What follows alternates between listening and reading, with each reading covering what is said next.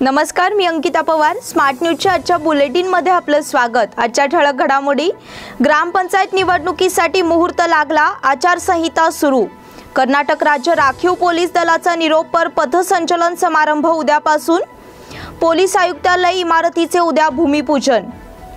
ध्येयासाठी त्यांचा 4,500 किलोमीटरचा सायकल प्रवास। चेंबर ऑफ कॉमर्स निवडणुकीसाठी चुरशीने मतदान। कडोली आरोग्य केंद्र होणार हायटेक। खानापूर तालुक्यासाठी 24 तास वीज पुरवठ्याची योजना। बसव कॉलनी येथे 4 लाखांची घरफोडी। रेल्वे स्थानकांवर मिळणार कुल्हडमधून चहा। साहेब फाउंडेशनच्या वतीने त्रिपुरारी पौर्णिमा वृद्धाश्रमात साजरी। आयुष्यात अडचणीचे प्रसंग सांगून येत नाहीत, म्हणूनच अशा प्रसंगात पाठीशी उभं राहणारे नाव म्हणजेच अन्वेकर गोल्ड। गेल्या 15 वर्षापासून सोने आणि चांदीच्या दागिन्यावर सर्वात जास्त सुलभ तारण कर्ज रक्कम देणारे आणि सर्वात कमी व्याजदर आकारणारे। कोणत्याही बँकेत सोन्या चांदीचे गहाण ठेवलेले दागिने सोडवून घेऊन आजच्या मार्केट दराप्रमाणे योग्य किमतीस खरेदी करणारे। दागिना असो वा विश्वास, आम्ही मोल जाणतो। अन्वेकर गोल्ड। अन्वेकर गोल्ड 8884388863।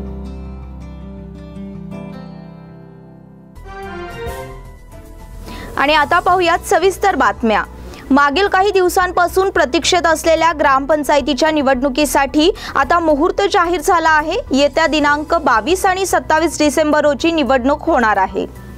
राज्य निवडणूक आयोगाने मंगळूरमध्ये एक पत्रकार परिषद घेतली असून ग्रामपंचायतीच्या निवडणुका 2 टप्प्यात घेण्यात येणार आहेत। एकूण 5762 ग्रामपंचायती आहेत। राज्यात तातडीने आचारसंहिता लागू होईल। दिनांक 22 आणि 27 डिसेंबर असे 2 टप्प्यात मतदान होणार आहे। सकाळी 7 ते सायंकाळी 5 या वेळेत मतदान होणार असून कोविड नियम पाळणे बंधनकारक आहे। 30 डिसेंबर रोजी मतमोजणी होणार असल्याचे आयोगाने सांगितले आहे। कर्नाटक राज्य राखीव पोलीस दलाचा निरोपर पथसंचलन उद्यापासून। कर्नाटक राज्य राखीव पोलीस दलाचा निरोपर पथसंचलन समारंभ थाटात साजरा करण्यात येणार आहे। त्यानिमित्त 3 दिवस विविध कार्यक्रमांचे आयोजन आहे।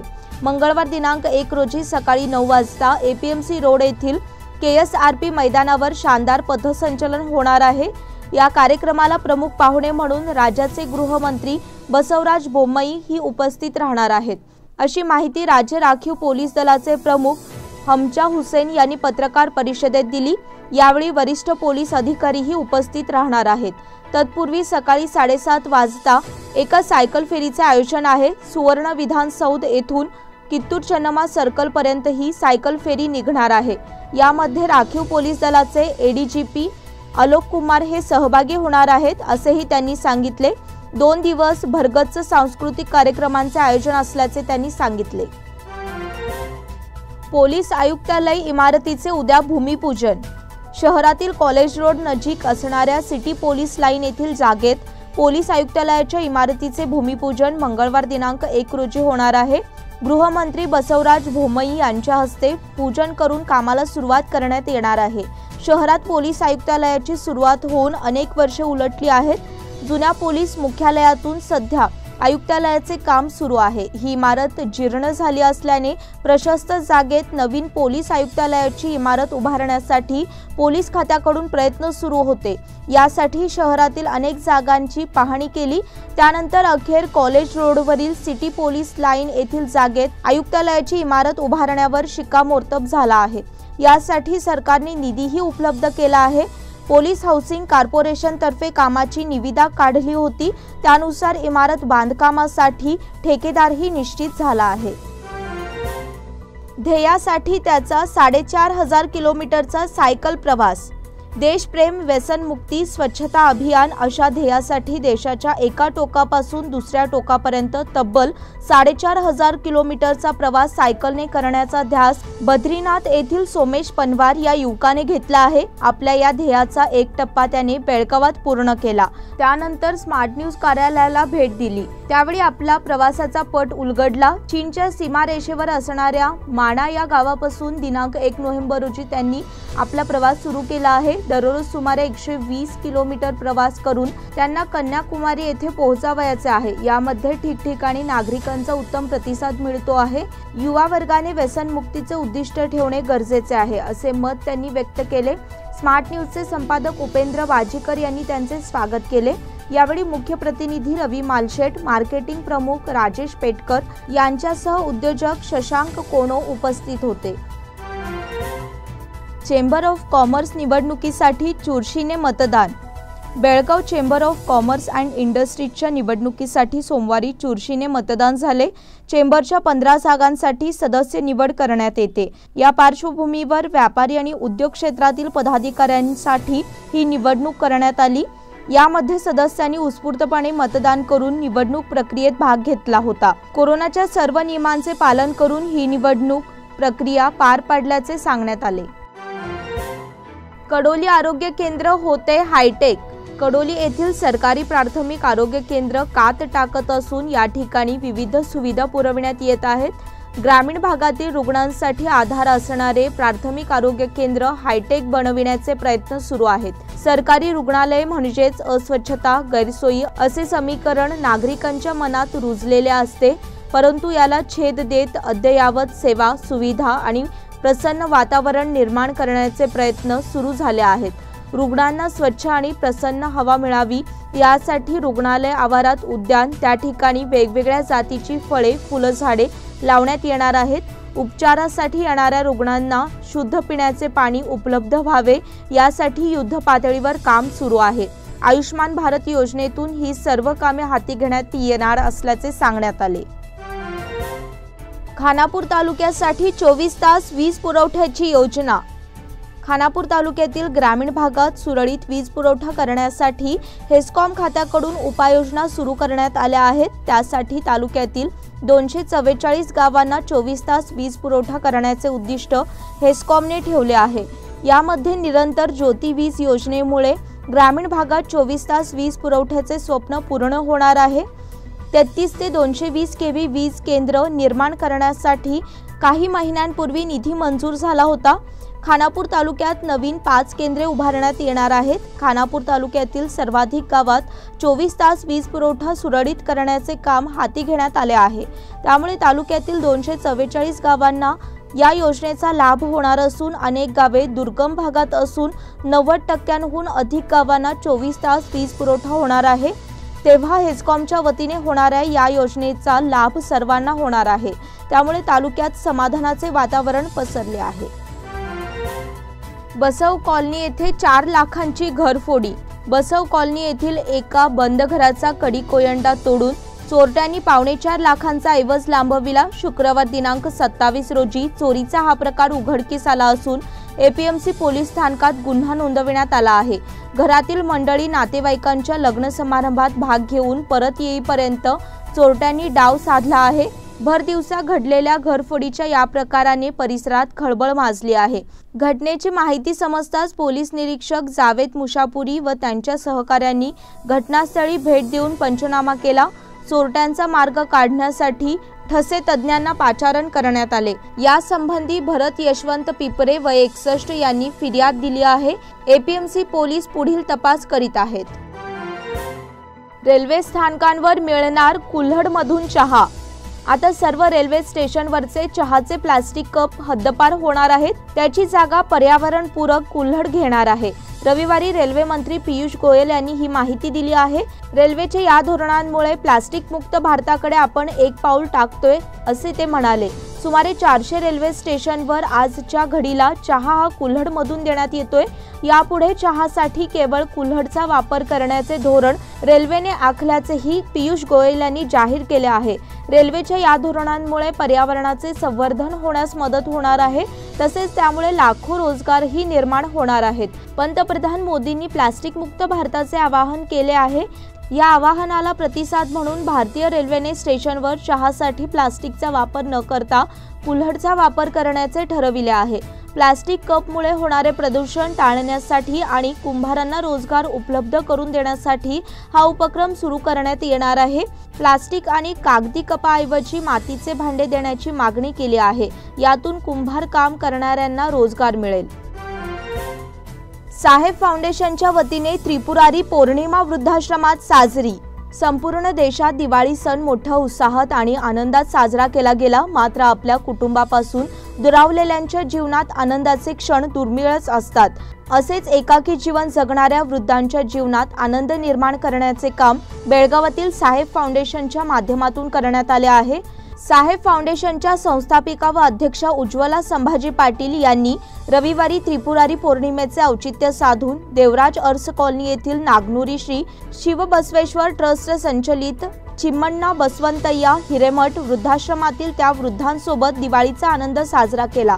त्रिपुरारी पौर्णिमेच्या निमित्ताने साहेब फाउंडेशनच्या वतीने वृद्धाश्रमातील कडाक्याच्या थंडीपासून सुरक्षित राहण्यासाठी 50 वृद्धांसाठी ब्लँकेट देण्यात आले। सर्वांना सणाच्या निमित्ताने भोजनाची व्यवस्था करण्यात आली। यावेळी पत्रकार श्रीकांत काकतीकर, विश्वनाथ येळूरकर, जॉन्सन रोड्रिक्स, वैष्णवी काकतीकर आदी उपस्थित होते। वृद्धाश्रमाचे समन्वयक MS चौगुला व सुरेखा पाटील यांनी उपक्रमाबद्दल कृतज्ञता व्यक्त केली। या बुलेटिन मधील पुढील बातम्या छोट्याशा विश्रांतीनंतर। Poddar brothers jewellers, a perfect blend of traditional and modern jewelry in North Karnataka, Goa and Southern Maharashtra, serving since 5 generations.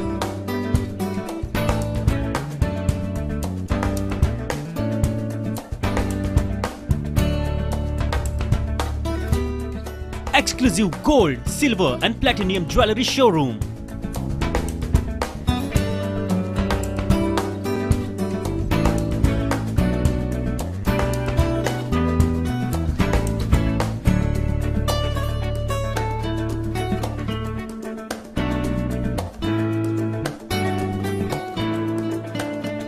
Poddar Brothers, Poddar Sons and Grandsons. Khade Bazar, Belgaum. Call is on 0831 240 5550 or 51 or 52 or 53. Visit us at www.poddarjewelers.com. बेलगाम वासियों के पसंद में उतरा उड़ान bar and restaurant. Social distancing का ख्याल रखते हुए हमारा स्टाफ देता है बेहतरीन सर्विस का विश्वास। यहां है पार्टी और फंक्शन के लिए 3 आलीशान हॉल, कारपोरेट डिनर मीटिंग के लिए 3 अलग कक्ष, IPL मैच देखने के लिए 3 बड़े स्क्रीन की विशेष सुविधा। इसके साथ ही साफ सुथरा किचन जहां हमारा वेल क्वालिफाइड स्टाफ देता है क्वालिटी और हाइजीनिक फूड की गारंटी। तो फिर खाने की हो बात तो आना परिवार के साथ।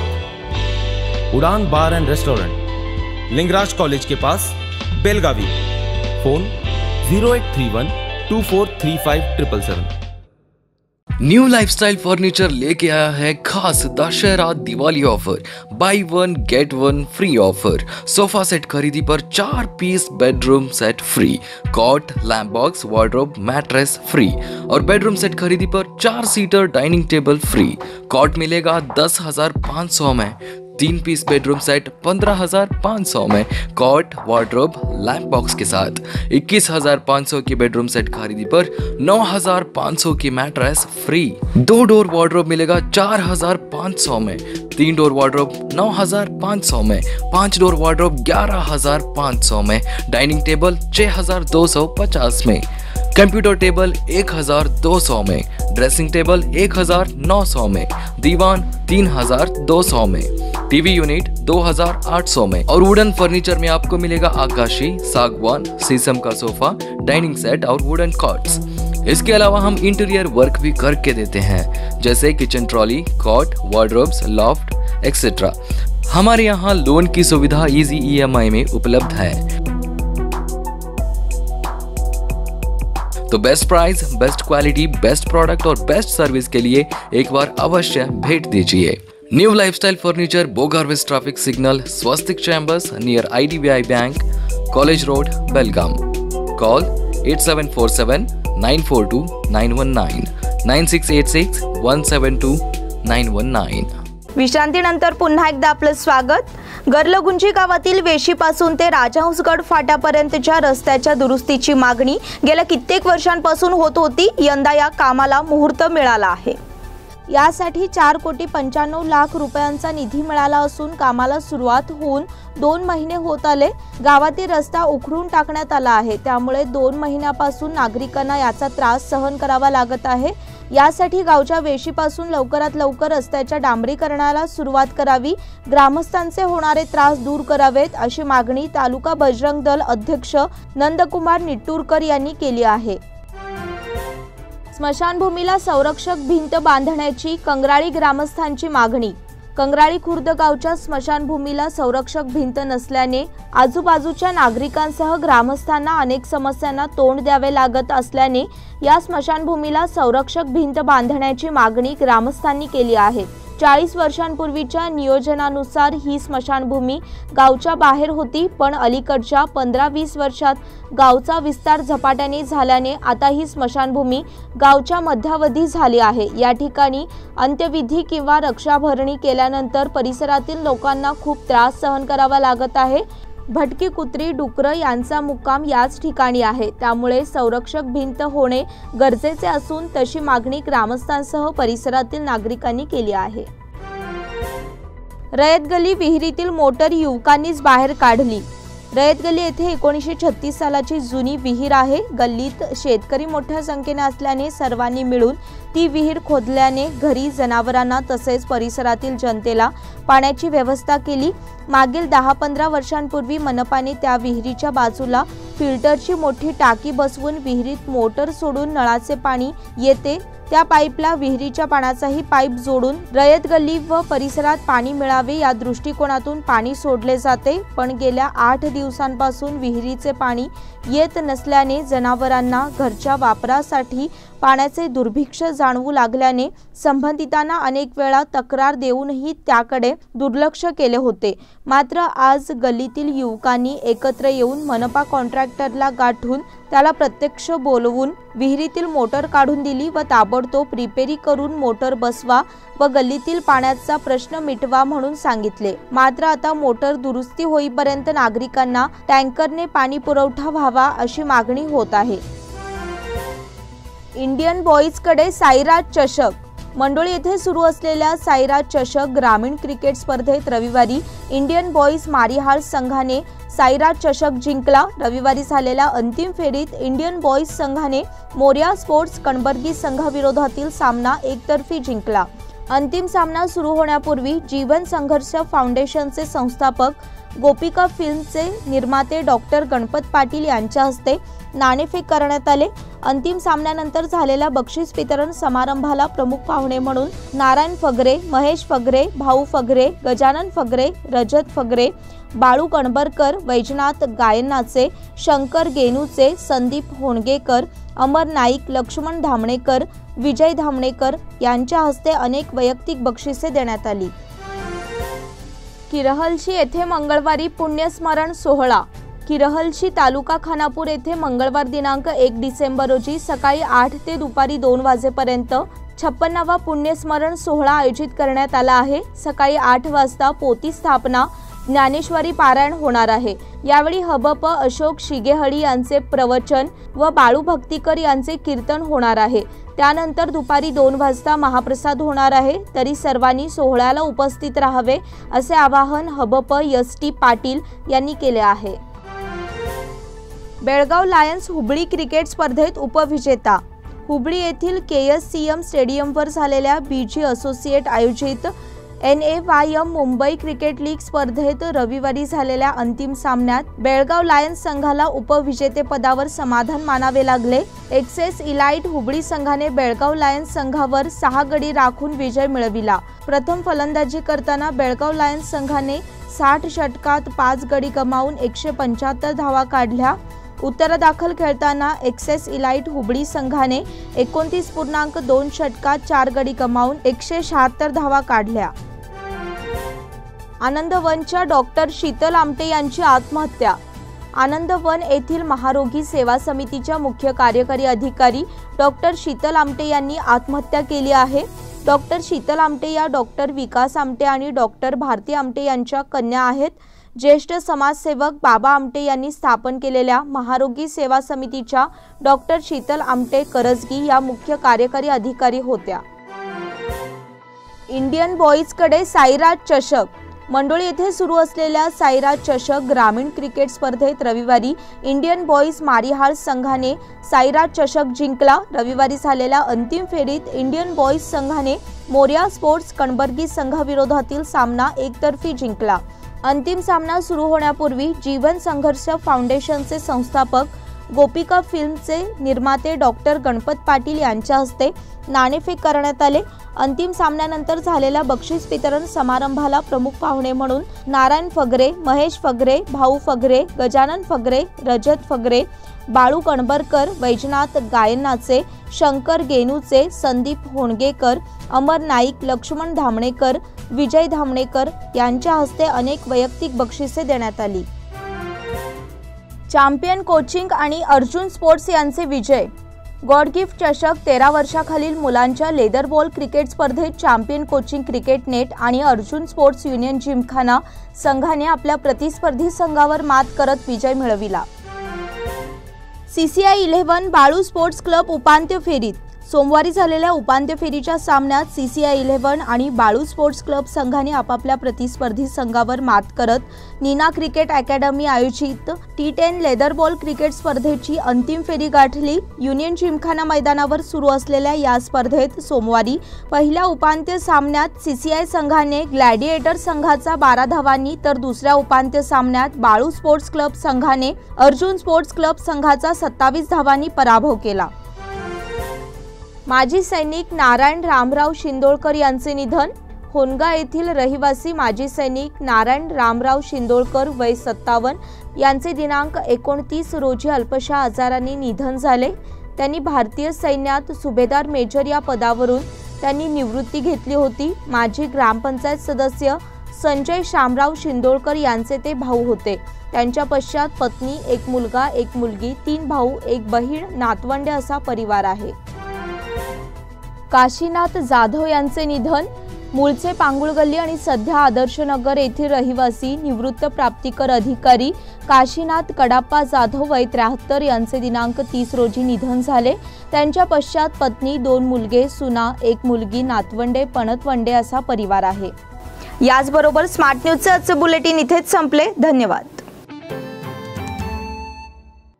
आपलं शहर आता स्मार्ट होतंय. मग तुम्ही कधी स्मार्ट होताय? स्मार्ट न्यूजचे YouTube चॅनल सबस्क्राइब करा, स्मार्ट बना.